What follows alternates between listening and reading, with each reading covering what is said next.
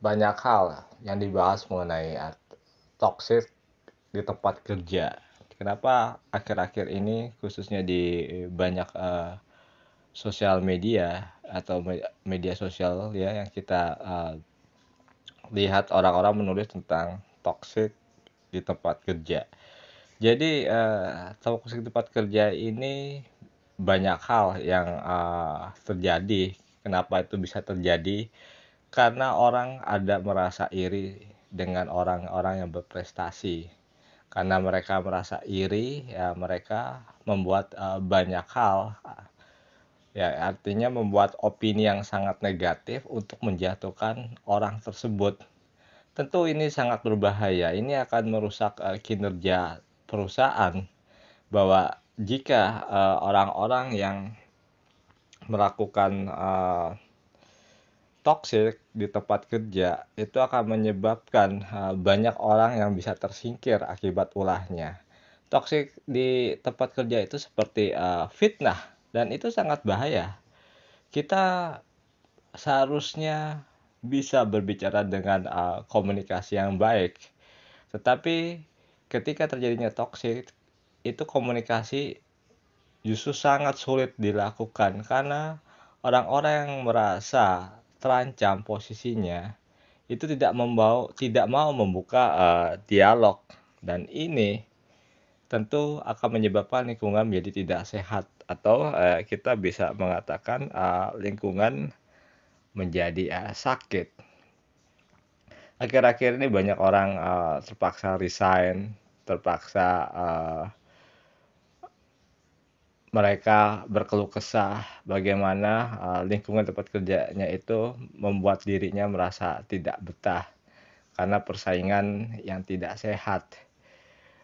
Makanya ini sebuah tulisan yang saya lihat sangat populer ya, baik di Instagram, keluhan-keluhan ataupun di LinkedIn.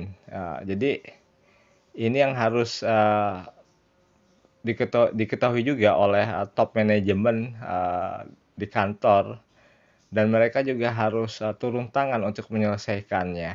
Dan ini top manajemen harus bisa berkoordinasi dengan departemen HRD bagaimana menyelesaikan masalah ini. Jika tidak bisa diselesaikan tentunya ini akan menjadi masalah besar, menjadi bola salju yang akhirnya menyebabkan banyak pegawai yang merasa tidak betah akibat lingkungan yang negatif atau toksik di tempat kerja, mereka akhirnya resign.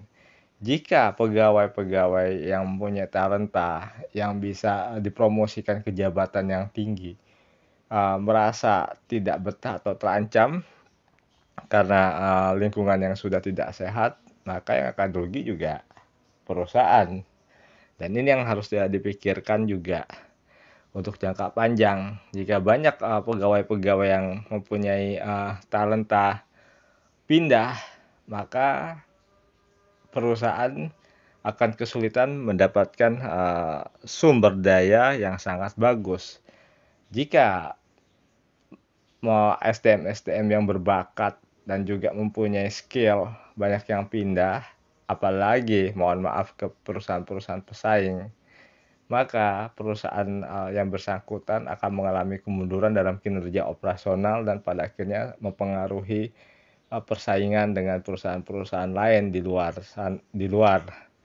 Dan akhirnya banyak pegawai yang ramai-ramai resign dan menyebabkan perusahaan yang bersangkutan itu bangkrut karena tidak mampu untuk bersaing. Hal ini disebabkan oleh toksik yang di tempat kerja yang telah diciptakan. Jadi hal ini tidak bisa dianggap remeh. Ketika terjadi isu-isu negatif atau politik kantor, apapun namanya itu top manajemen harus segera turun tangan. Tidak bisa dibiarkan.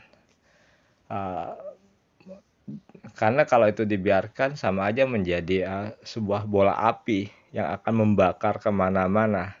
Jika telah menjadi bola api, maka yang ada adalah perusahaan akan kesulitan untuk menjalankan operasional perusahaan. Jadi banyak hal yang harus diperhatikan oleh perusahaan-perusahaan bahwa bagaimana menciptakan lingkungan yang bersih, bagaimana menciptakan lingkungan yang penuh rasa kompetisi yang sehat. Yang ini harus diciptakan untuk kemajuan jangka panjang perusahaan-perusahaan. Jadi jangan kita hanya berpikir ini merupakan hanya sebuah jangka pendek. Kalau kita ya